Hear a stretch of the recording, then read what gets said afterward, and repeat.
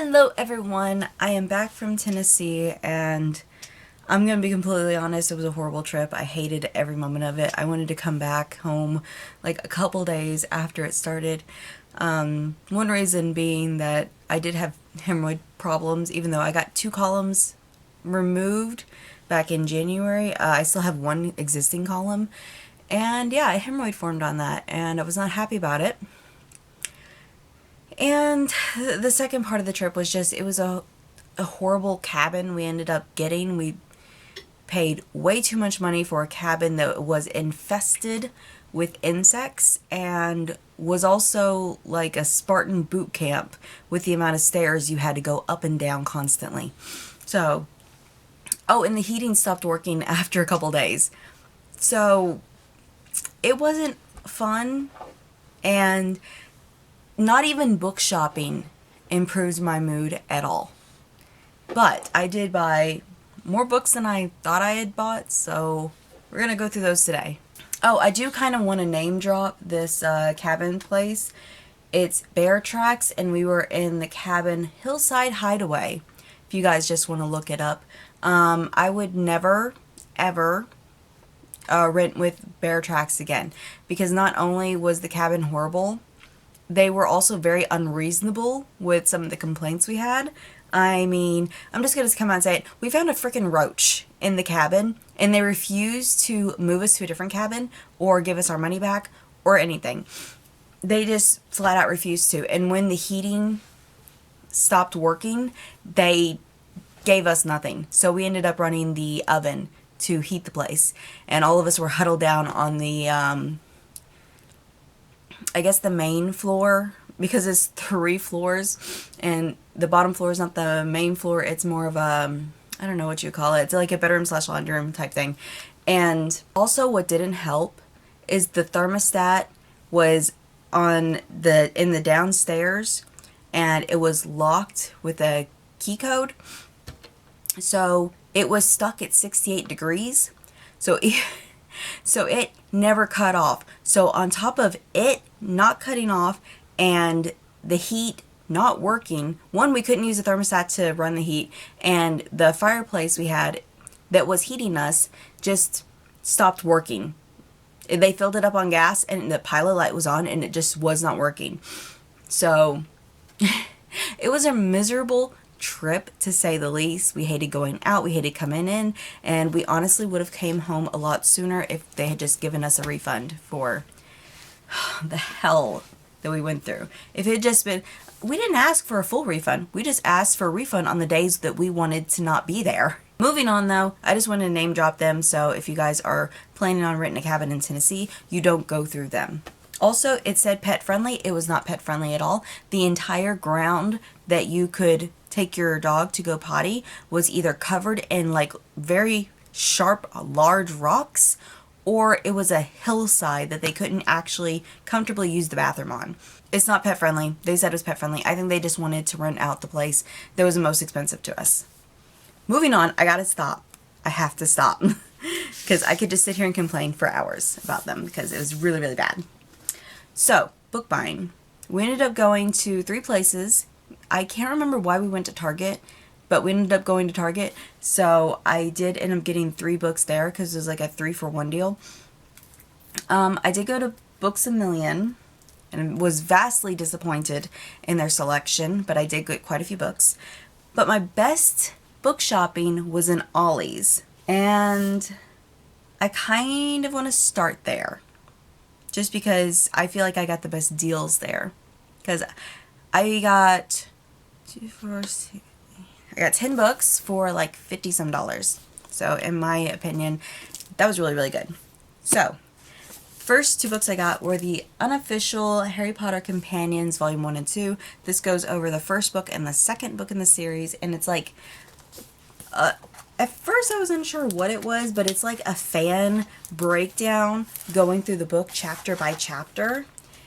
And I want to, like, while I'm rereading the books, I kind of want to have these out and looking through them, because it has like timelines and stuff like that on it, and first mentions and did you knows and consider this and ring theories, and I want to dive into these. I don't know if they have these books for the other ones in the series, just because, you know, since it's an unofficial exploration companion book, that doesn't mean they would make all of them, or that could be just that these are the only two out at this moment. I've never seen these books before personally, and I was kind of shocked when I saw them on the shelves. I'm trying to find a... It doesn't have a publication date. Oh, it's in the back here. That's weird. 2023. So it's possible that they just haven't done the others yet, or they just weren't available at Ollie's. I don't know. I'll have to look into that. Because these are things I would actually, if I enjoy these two, would be down to collect. I have so many Harry Potter books. I really do. I even told my family for Christmas I want nothing Harry Potter, because I just have too much stuff and nowhere to put it. And then here I go buying these that I don't really need, but that I want. Okay, the next book I bought was Through the Dark by Alexander Bracken. This goes to the Darkest Minds series, and I thought I had this, but thankfully I have an app on my phone that keeps track of all of the books that I have. It's called, it's literally just called Bookshelf. I don't know if I can, it's literally just called Bookshelf, and I can like organize all my books into like what kind of book they are, like books, manga, danme, light novels, all that, novellas. And this just wasn't on the list anywhere. You know what? This is a novella, isn't it? Did I even look under novella? Although I could just look behind me, because The Darkest Minds is right there. And I don't have it. Okay. Did I put this under novella? I didn't even scan this under novella. I'm going to have to change that. Because this is an... I'm like 90% sure this is a novella. Regardless, I haven't read the Darkest Minds series yet, but this was only $3. So I was like, you know what? I'm here. I may like the Darkest Minds. I know a lot of people who do like the Darkest Minds, so I'm just going to go ahead and pick this up while it's cheap. And that was like my default reason for buying most of these, is because I may like them, and might as well get them while they're cheap. Next, I have Immortal Longings by Chloe Gong. I have heard literally nothing about this book, but I've seen this book everywhere. Like, not on like BookTube or the internet or anything, just everywhere, as in every store I walk into seems to have this book. So $5, I decided to just go ahead and pick it up. And then I got Daughter of the Pirate King. I have heard a lot of people talking about this, but that was like years and years ago. And I was like, you know what? I don't read enough pirate books, so why not? $3? I'll just get this, and it'll be...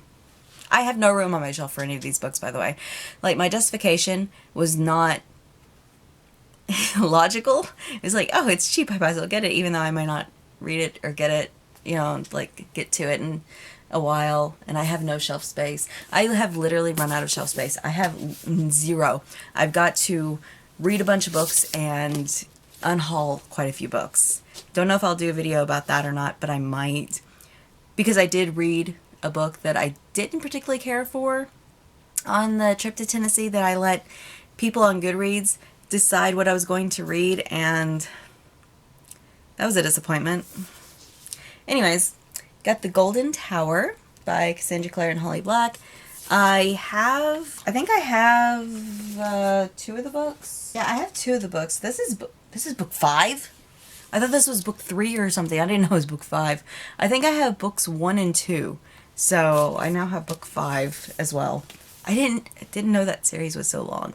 Just bit off more than I could chew. Then I got One of Us is Back. This is book 3 of the One of Us is Lying series. I have not read book 2, but I did enjoy book 1, and I think I will eventually get to book 2, even though I don't own it. But I now own book 3, so I guess if nothing else, I can get book 2 from the library. Or if I see book 2 for cheap. No one had book 2. This is the only one I could find.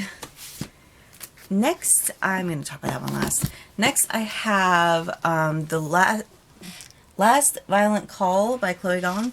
I believe I have, what is it, The Fortune something? I have the first book to the series that this goes to.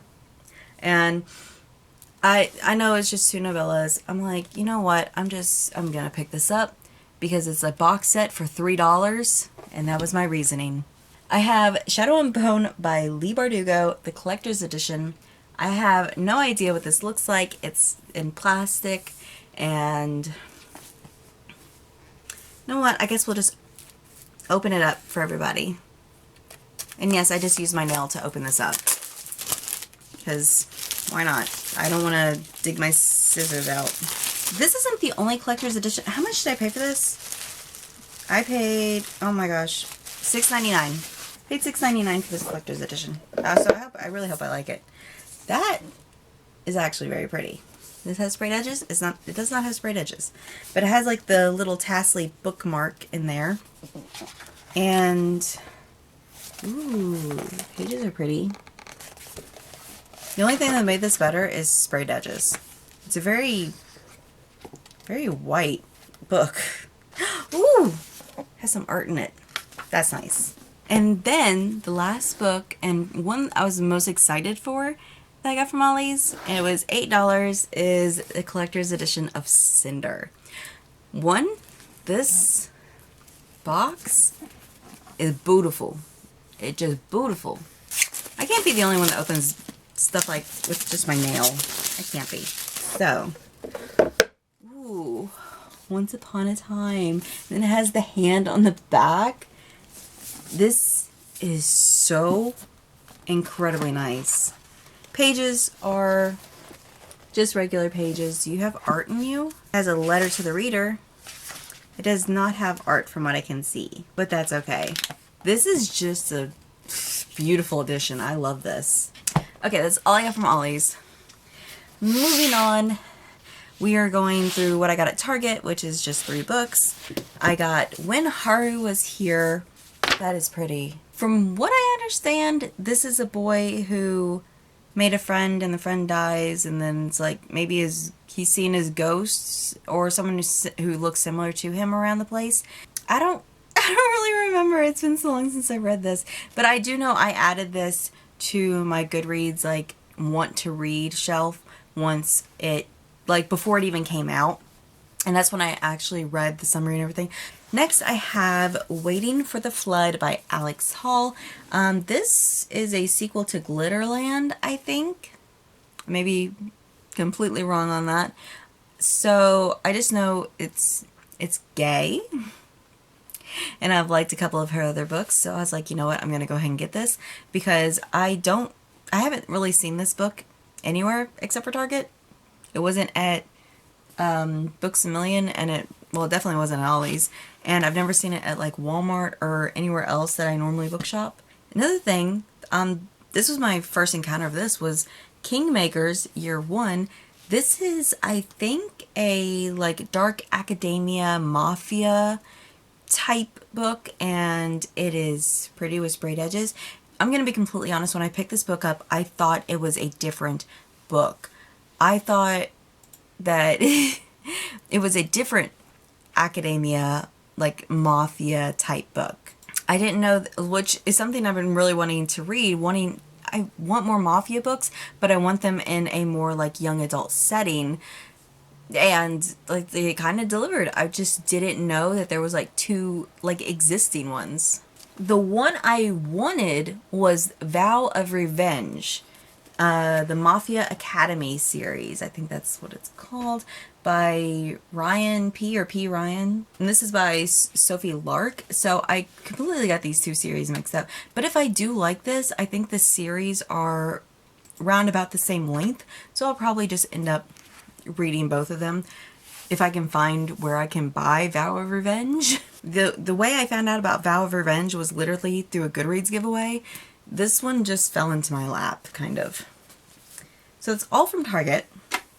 And let's move on. I'm going to talk about this last because I actually read that one. Let's move on to Books A Million. The first book I got is Muse of Nightmares by Laini Taylor. I got this on their discounted shelf.